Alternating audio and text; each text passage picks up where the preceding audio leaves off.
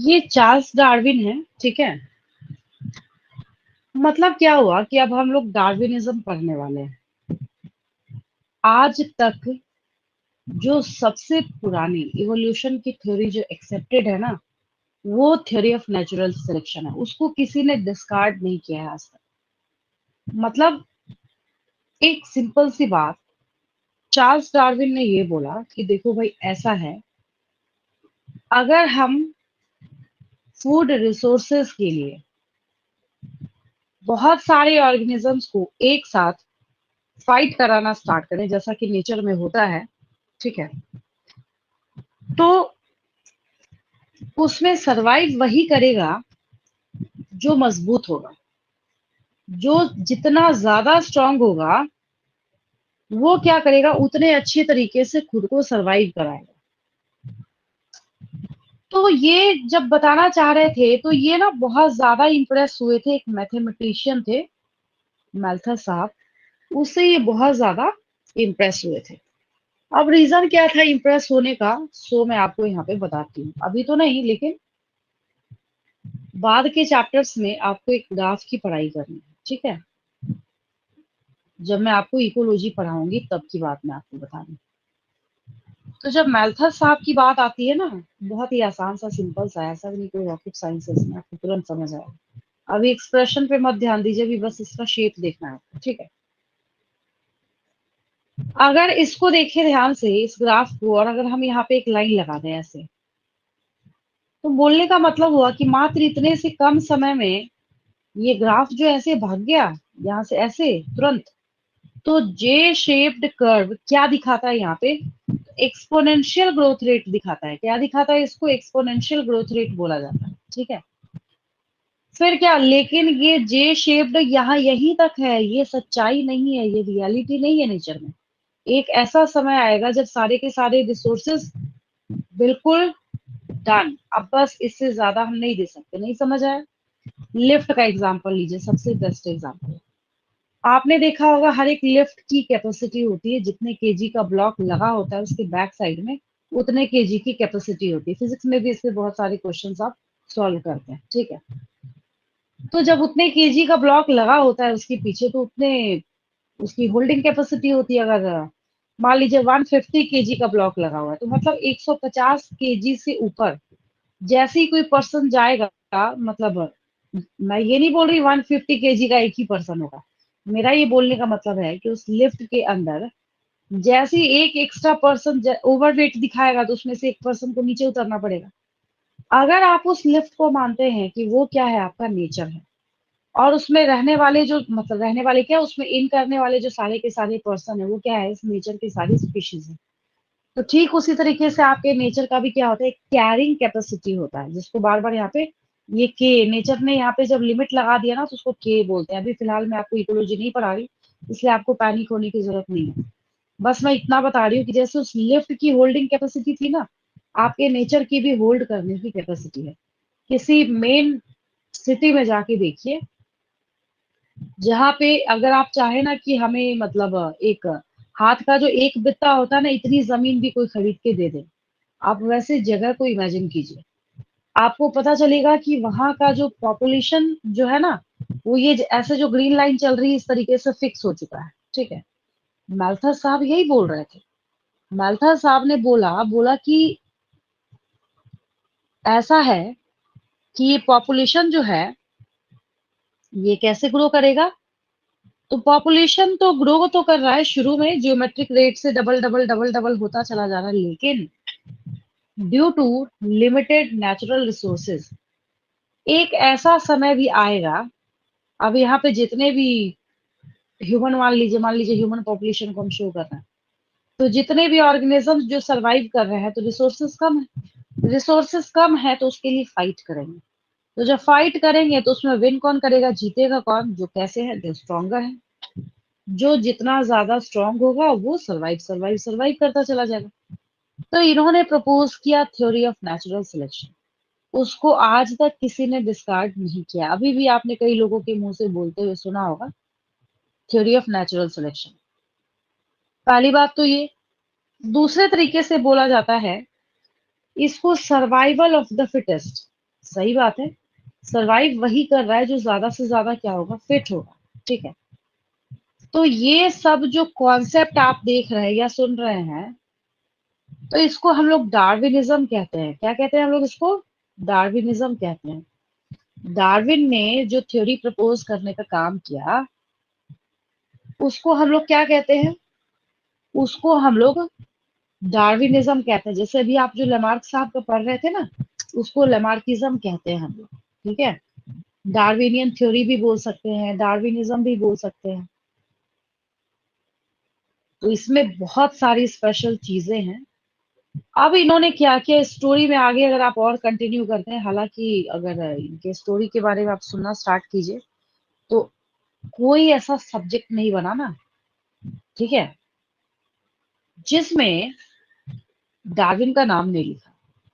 आप सारे सब्जेक्ट के इनिशियल चैप्टर्स को जब आप देखना स्टार्ट करेंगे ना, तो ये ऐसे नेचुरलिस्ट हैं, हर जगह आपको एरिस्टोटल, डार्विन, इन सब का नाम जो है ये देखने को मिलेगा। तो डार्विन साहब का कहना था कि जो चेंजेस आपको नेचर में देखने को मिल रहे हैं वो ग्रेजुअल है, लेकिन ग्रेजुअल कैसे होगा? तो अडाप्टेशन कर रहा है। तो अडाप्टेशन क्यों हो रहा है?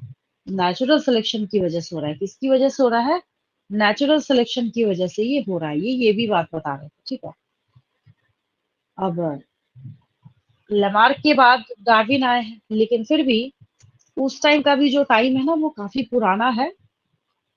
तो एक ना शिप है। अब ऐसा तो नहीं कि उस टाइम में जो है इतना ज्यादा सैटेलाइट है वो डेवलप था, नहीं। जो हमारे पास जो कलरफुल फोटोज अवेलेबल है ना, वो आज के डे के हमारे ग्राफिक डिजाइनिंग वगैरह का रिजल्ट है। ठीक है। ये सब उसी का रिजल्ट है। तो अगर उस टाइम में अगर आप देखें तो आपको ब्लैक एंड व्हाइट फोटो मिल जाए, वो भी बहुत बड़ी बात है। बढ़िया से ठीक ठाक सही सलामत।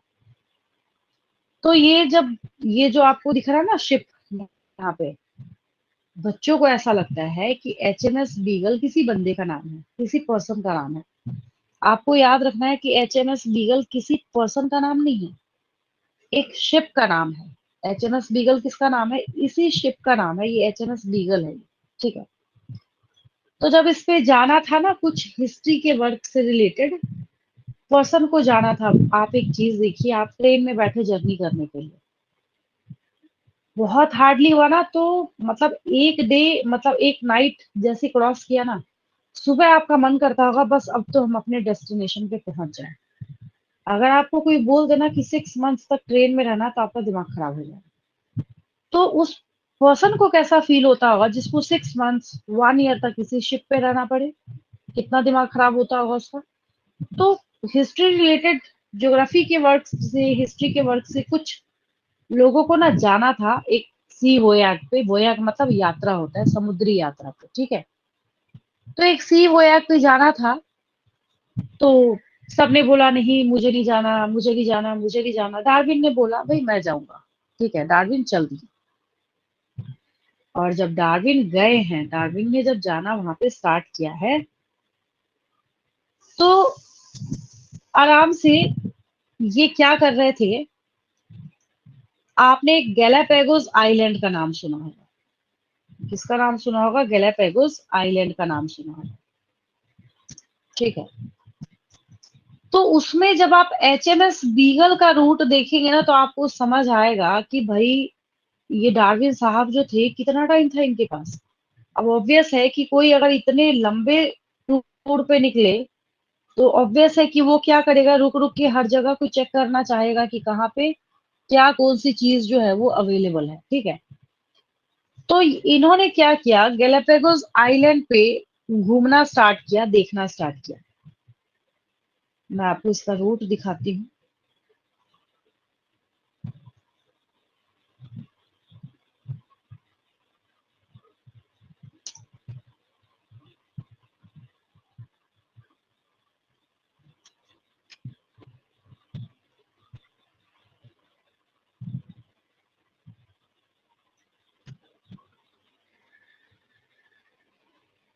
अब एक चीज देखिए, ये आपको जो मैप दिख रहा है ना, इस मैप में जितने जगह पे डॉट्स बने हुए हैं, सारे डॉट्स वाले प्लेसेस पे जो डार्विन थे, वो रुके हैं। अब आप सोच के देखिए कि कितना पेशेंस था इनके पास। मतलब जितने आपको यहाँ पे डॉट्स, अब एक सोचने वाली बात ये छोटा सा जो है ना, ये एक आइलैंड है। मतलब यहाँ पे छोटे, ये क्या है, मतलब जितने आपको छोटे छोटे यहाँ पे एक भी टुकड़ा अगर आपको छोटा सा दिख रहा है, वो क्या है, एक आइलैंड है। आपको पता है टोटल 22 पीसेस है इसके, और हर जगह पे वो रुके, और रुक के ना वो बहुत ध्यान से एनालाइज कर रहे थे। क्या देखा उन्होंने? उन्होंने देखा कि वही ऐसा है, हर एक आइलैंड पे ना बर्ड्स के बीक का साइज जो है वो अलग अलग है।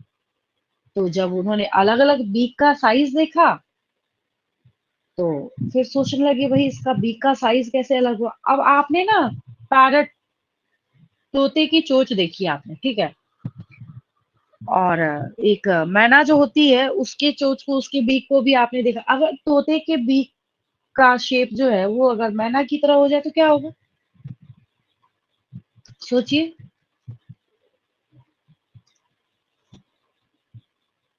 अगर बीक का साइज जो है पैरट का आप बिल्कुल नैरो कर दीजिएगा तो क्या होगा?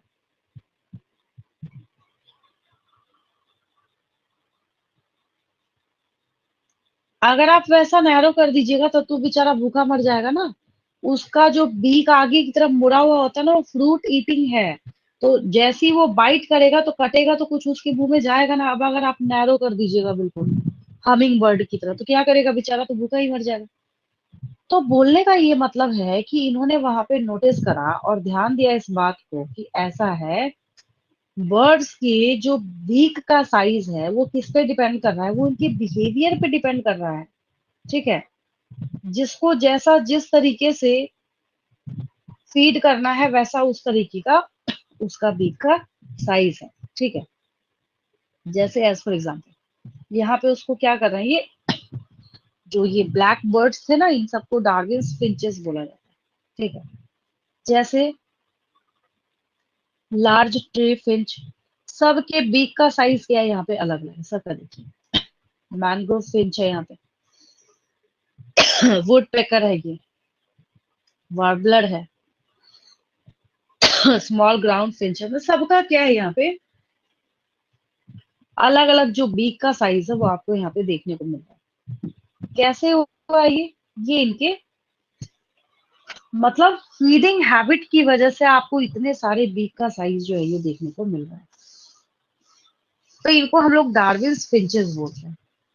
अभी अभी मैंने आपको अडेप्टिव रेडिएशन जो है होमोलोगस ऑर्गन के एग्जांपल से समझाया। अब आप मुझे एक क्वेश्चन का आंसर दीजिए कि ये किसका एग्जांपल हो सकता है, अडेप्टिव रेडिएशन का या कन्वर्जेंट इवोल्यूशन का? कन्वर्जेंट। ध्यान से देखिए, मैंने पूछा ये डाइवर्जेंट है या कन्वर्जेंट है?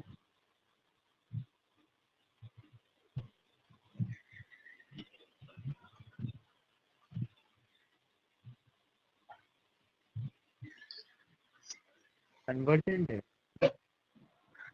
अच्छा, कन्वर्जेंट का मतलब क्या है बताइए तो? कन्वर्जेंट में कंफ्यूजन हो रही है क्या आप लोगों को? कन्वर्जेंट का मतलब है कि डिफरेंट पॉइंट से आके एक कॉमन पॉइंट पे मिले। डाइवर्जेंट का डाइवर्जेंट। यहाँ देखिए बीच में ध्यान से थोड़ा सा, ये इसका एंसेस्टर है। ठीक एंसेस्ट्रल है, है। हाँ, एंसेस्टर से एक निकला, दूसरा गया, तीसरा गया, इसमें से और गया, इसमें से और गया। ये डाइवर्जेंट इवोल्यूशन है। क्या है ये? डाइवर्जेंट इवोल्यूशन है। तो अगर आपसे कल को पूछ लिया जाए कि ये जो डार्विन फिंचेस है ये क्या रिप्रेजेंट कर रहा है, convergent evolution, divergent evolution, both convergent and divergent evolution, तो किसको टिक करेंगे?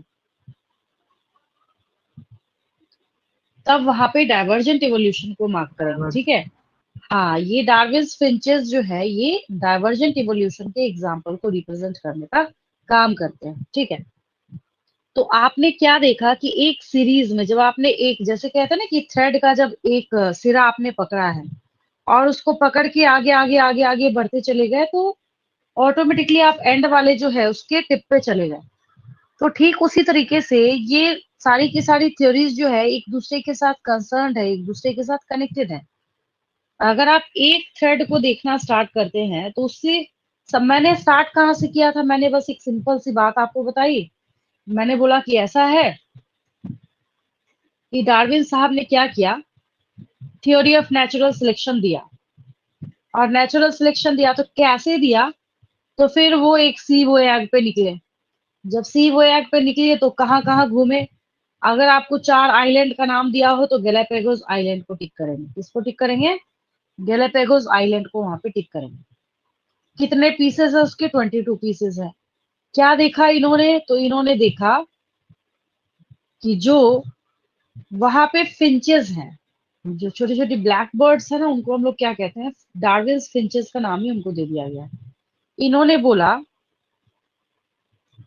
कि इनका जो इवोल्यूशन है कैसे हुआ है, तो क्योंकि ये कॉमन एंसेस्टर को बिलोंग जरूर करते हैं, लेकिन जैसे ही ये अपने हैबिटेट को चेंज करते हैं तो वहां इसको खुद को जिंदा रखने के लिए, वहां इसको खुद को सरवाइव कराने के लिए अपने अंदर कुछ चेंजेस लाने होंगे।